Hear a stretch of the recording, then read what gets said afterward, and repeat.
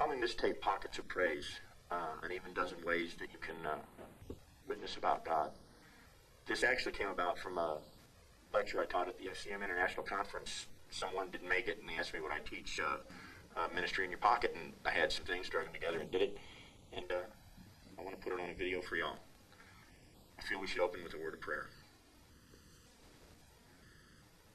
God, we invite you to come today and be a part of everything that happens here, in the filming, in the viewing, and I ask that you put these things in the people's hearts, that they would be able to go out and minister in your name. And in your name we pray. Amen.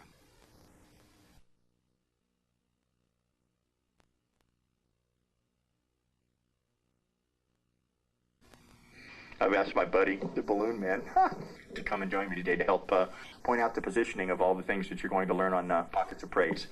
On the number one trick on the video goes in the outer right side pocket, and it's the Professor's Nightmare redone as Sin is Sin. To kick this video off, we're going to go with a magic trick. In Matthew chapter 5, 21st and 22nd verse, it says, Ye have heard that it was said by them of old time, Thou shalt not kill, and whosoever shall kill shall be in danger of the judgment. But I say unto you that whosoever is angry with his brother without a cause shall be in danger of the judgment. And whosoever shall say to his brother, Raca, shall be in danger of the council. But whosoever shall say, Thou fool, shall be in danger of hellfire. Degree of sin. I guess that pretty well covers degree of sin. You see, we think that it's okay to tell a little lie. But then, if you tell this little lie and you get caught, what happens? Now, we're dealing with kids. So, they'll say, oh, you get a spanking, or you get grounded, or other things. Yes, but see, or you might have to tell an even bigger lie to cover that lie up. And then what happens if you get caught in that lie? Oh, you really get in trouble then, yeah. Or you might wind up telling the Pinocchios of lies to try and cover that lie up. And once you've done that, what have you got? A big mess on your hands. See, I learned something a long time ago, and I know it's true. When people say that one thing leads to another, it's true. Because if you hadn't told that little lie, you wouldn't have wound up with that medium lie and had to tell that big lie. See, I learned that in God's eyes, sin is sin. It doesn't matter whether you tell that little lie, or whether you tell that medium-sized lie, or whether you tell that big lie. In God's eyes, a lie is a lie. Sin is sin. And it doesn't matter which one you did. See, so whether you are angry with your brother without cause, or whether you murder, steal, all of it's sin in God's eyes, and it's the same degree of sin. So I think that what we need to learn is that we ought not sin. We ought not lie. Don't tell a lie. A little one, which leads to a medium-sized one, which leads to a big one. Sin is sin. A lie is a lie. To either do or don't. This is an effect called Professor's Nightmare. I don't remember who did this routine. I saw a magician on a street corner in New Orleans, Louisiana, do this trick and watched him do it. And the working of this trick is as close to what he did as I could come to on my own. What you do is you take each rope, the 3 different lengths. You place the short length between your thumb and index finger, the middle-sized length between your index and middle finger, and the long piece between your middle and ring finger. And then taking up on the other end the same way. Each rope in the same place on each hand. Now, the switch comes when you take the little rope and drop it between your little finger and ring finger, and when you're dropping it, you pick up the long rope between your middle and ring finger of the other hand. Let the little rope slip as you pull the long rope. What happens is the short rope and the long rope become equal in length to the medium-sized rope. So what you've actually got is this in your hand. And they don't see that. This switch, I've seen a lot of the people where they pull the ropes and lay them over and then pull them a different way. This switch was the sharpest and coolest one I've ever seen, the quickest impact. When you go to undo the routine, you take the long rope up, grabbing a piece of the short rope and the medium-sized rope, so that when you pull down, they automatically go back to their respective lengths.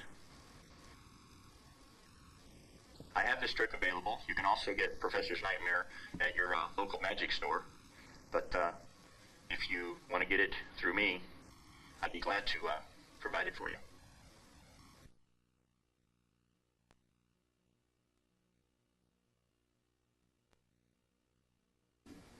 Now in the right inner pocket on the side is where you'll put the balloons for the Rose of Sharon, which is to indicate God's love for us. Number 2 on the list. The second thing on the agenda I'd like to show you is how to do a rose. You can use a rose, well, as within the Song of Solomon, it talks about the Lord tells us that I am the Rose of Sharon and the lily of the valley. As the lily among the thorns, so is my love among the daughters. This speaks to me of the love of Christ, and I'd like to show you how I do that.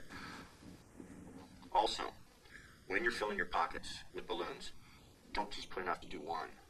Put enough to do 2, because balloons pop sometimes at the most inopportune moment, and that's when you'll want it the most. Always have a spare.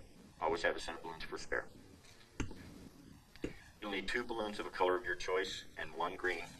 Inflate the green so that it has about 4 fingers uninflated, and the 2 other colors you'll want to inflate fully, leaving a little to tie end to end in a square knot, and leave it a little bit soft but not too soft. Take your 2 circles that you've tied end to end, split them basically in half. Bring the 2 halves together at the twists, and this is where you can look really cute or professional or whatever, whatever you want to call it. Stick your arm through the balloon and spin a few times. Stick it on your arm to save or for storage. Take your other one that you've done into a circle. Take and do the same thing with it, splitting it in half. Spin, put the 2 together, stick your hand through, being sure that you don't stick your hand through the same 2, but different 2, so that when you spin them, they spin together. Now you've got them into a T or a cross or an X formation. Grab the balloon and one of the chambers and bring it together. Grab or push it in, bend it up, and roll it back and forth. Repeat that process with each and every one. Take your green balloon, twist off about a 3-finger bubble, spin that in, and all the way around once to the center. Now this is where it gets a little tricky. You want to find the 2 that are about the same length. 2 will usually wind up being a little longer than the other 2. You want to take the 2 longest with the petals swooping out. You want to spread them and put them on either side of the green bubble. Now you take your other 2 bubbles and put them with the bend going down. Reach between them and grab, or take one, reach between it and grab the 2 balloons that you put around the center green bubble. Pull one up and tuck it into the hole. Pull the other up with your hand, spreading, twist that into that spot. Go to the other side, do the same thing on the other side. Now you'll go to your green balloon, doing what's called a fold twist. Fold it over, squeeze, and twist. What you're actually doing is you're causing less friction by taking the balloon away from the balloon so that it doesn't pop against itself. Now it's twisting against your hand and not the balloon. Bending up, do the same thing again, and then folding over for a 3rd time, and spin that around. Position the 3 so that they're like the little green pieces that fold down on the underside of a rose. This is an optional part. I'll make a twist about 5 or 6 fingers down, fold it over into a rather large fold twist, spin that, then I make an ear twist out of this small bubble, about 1 and 1.5 inch bubble, making a rose. You can bend that up, giving the leaf a sculpted shape, and there you have the rose.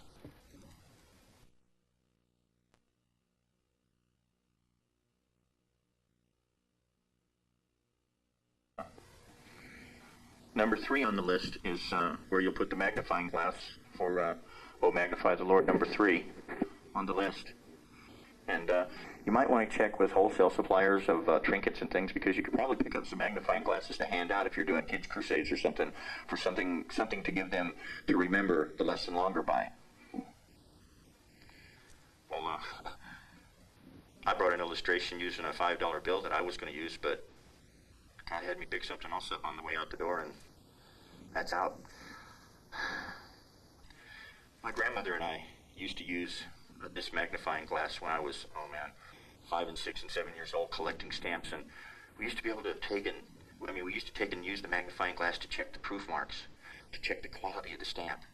And it's things that you couldn't see with your plain eye. You needed to be able to get that thing into clear, sharp, crystal clear focus. The cross is like the magnifying glass. When you walk through life and you don't have Christ centered in your vision, things aren't clear to you. When you let Christ be the front of everything, be in the foreground of everything you do, everything can come into crystal clear focus. You can see things for what they really are. You can notice that this person or that person doesn't have the perfect intentions for you. You can catch those kinds of things. And not only does the magnifying glass let you see things like that, not only does keeping Christ in focus allow you to get through life, but you can let that work in reverse. Just like you can take a magnifying glass, let the sun shine through it and start a fire. If you let the Son of God shine back into your heart, you'll start a fire in your heart that won't quit and that can't be quenched.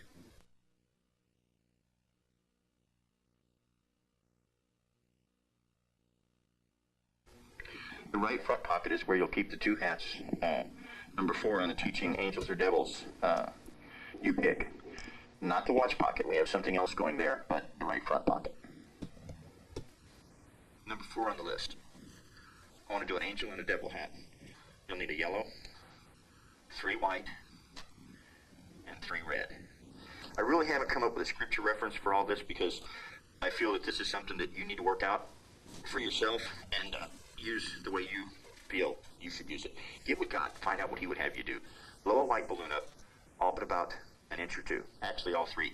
Tie 2 of them end to end, like so. Take a yellow one and inflate it about 14 to 18 to 24 inches. Tie it end to end.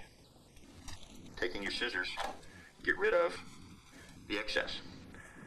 Now, you'll spin up a bubble about 2.5 to 3 fingers across in the yellow hoop that you've made. You'll ear twist that bubble. Ear twisting is an easy thing to do. You just grab the 2 larger pieces, the smaller piece you pull out, and spin in a circle. Now, you want this one to be the halo, so you'll shape it as close as you can to round. Setting it aside, take your white balloon, the one that you've not tied in a circle, go down about 2 good finger spreads, twist off. You'll measure the child's head so that you'll have the right size. You don't want it to be too small, you don't want it to be too large. Too small and it can cut off the flow of oxygen. Too large, blow away in the breeze. Either one's not a good thing to have.